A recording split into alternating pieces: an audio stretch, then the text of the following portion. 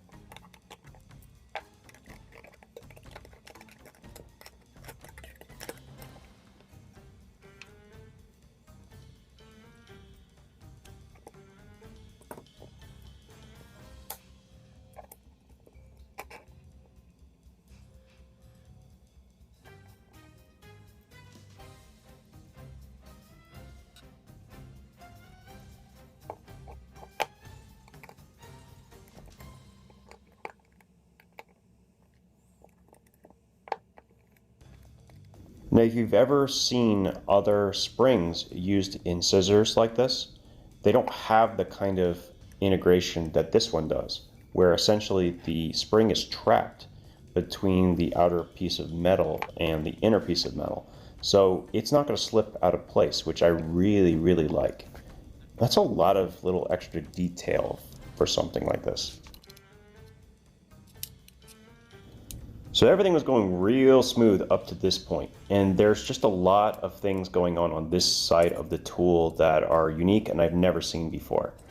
So I'm not going to spoil it. You can see it for yourself. Just if you ever tackle this, make sure that you have made enough room before you disassemble this side of the tool.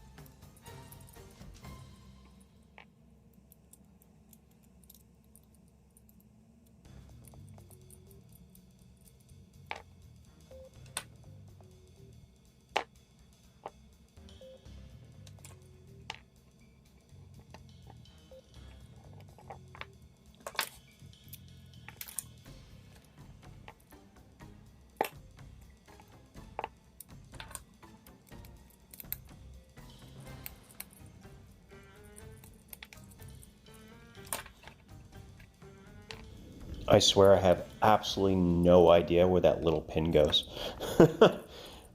This thing is so much more complicated than the average Swiss Army knife.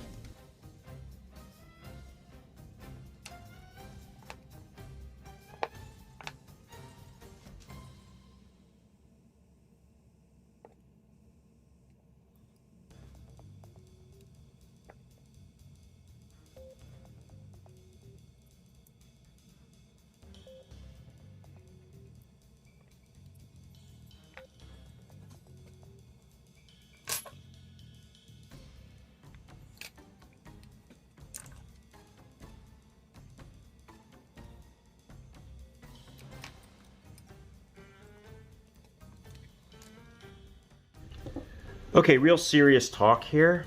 Now, I'm very happy I did it with this tool because I was not planning on using this as a base platform. But this tool, these Ruike, multi-tools, pocket knives are far, far more complex than I realized. Not to mention the fact that in many ways, it's actually built better than the Swiss Army knives in so many ways. There's just a lot of things going on here that are really step up. I mean, yeah, it's actually kind of a lot more complicated to put together as well, I would imagine. Every one of these little threaded pivots has a flat section that locks it in place. I was kind of worried I would have to have two T6s on both sides, so that I would have to manipulate it, and I'm like, oh my god, that sounds horrible. The good news here is that it looks like you can disassemble the whole thing with a single T6, which I was able to do with my novel carry slide kick. I either use this one or the Vera Engineering because then the pry tool is on hand. I can flip it around and pop things open. This worked pretty well, so that's fine. Also, I was afraid that the T6s that it came with would strip or break the tip on these bits. That happens very often when I do this kind of stuff. I mean, there's so much going on here. I mean, where do we start? So first of all, G10, right? And it doesn't screw directly into the frame or to any of these liners. It actually has a little insert, a steel insert, looks like, and two different screw sizes. So this goes like so and provides a really strong connection point for that pocket clip. Interesting. Now, unlike the Boker, which has a clip that can be reversed, this had a cutout for a very substantial pair of tweezers. Now, these are quite a bit bigger than the ones that you will find on the Victorinox, any of the models. Substantially bigger, and they are very, very firm. So there's some big advantages so far to this setup. Now, I was probably going to keep this thing apart anyway, but I wanted to have a record of how it was assembled and disassembled, so if I need to go back, I can reassemble it. And believe it or not, I could probably do it from memory. I probably won't do it in this video. And if I do, it may very well be something that of course, now I'm sitting here with this. Yeah, this goes like that. I might have to do it on a separate video. I'm not sure I want to, though. There's a couple of things I needed to figure out, such as why does the scissor stay put on this larger size versus the small one. So when I get the Boker Tech tool, I'm going to be inspecting the scissor tang and seeing what's going on with the shape and why this scissor works so much better than the smaller variant. Because maybe I can modify the Boker scissor to reflect this one and not have that weird scissor movement where things like both sides move at the same time. It's very annoying. The other thing that I wanted to check is dimensions. So these two items together, the lanyard ring and the weird serrated thing, I wanted to see whether I could replace that with the Phillips, the inside Phillips. And it looks like it's still a bit too thick, but maybe I can make it work still. I don't know. Potentially, there's also a possibility that, now, I mean, I kind of have to use the spring, so we'll have to play with it. I might be able to put a couple of spacers in place or put it in without those washers, maybe, and maybe that will make the difference. But what I was thinking is that instead of having that weird serrated thing, I could reduce an entire layer, because I don't like the pliers anyway, and I can simply put this two-dimensional Phillips, or semi-two-dimensional Phillips, in the spot that was taken up by that tool, potentially. It's a completely different tang shape, so I'm going to have to adjust a bunch of different things to do that. But yeah, that's sort of one thing that I wanted to look at with this. Really impressive, I gotta say. The fact that every single implement practically was sitting on copper washers is amazing. It explains a lot about how smooth every implement is. When you get a Victorinox disassemble it, you have steel on aluminum, and that's what they use in between. In this case, there's actually these very, very, very wafer thin copper spacers between the two pieces of steel, which is a really, really good idea from a wear perspective, probably keeping all these things in good shape. And it wasn't all that difficult to disassemble it. If I had to get to a certain layer, I think I could do that now. Always starting from this side, the side that's not cut out, because turns out there's a hidden piece in this. So this actually thread into the, it goes in like this, and really interesting because there basically allows the back tool to float on it. I mean, so much going on with this tool. I mean, I'm gonna have to think about it a little bit more, but I'm really impressed that so much goes into this implement. It makes me want to test a lot more of them, for sure.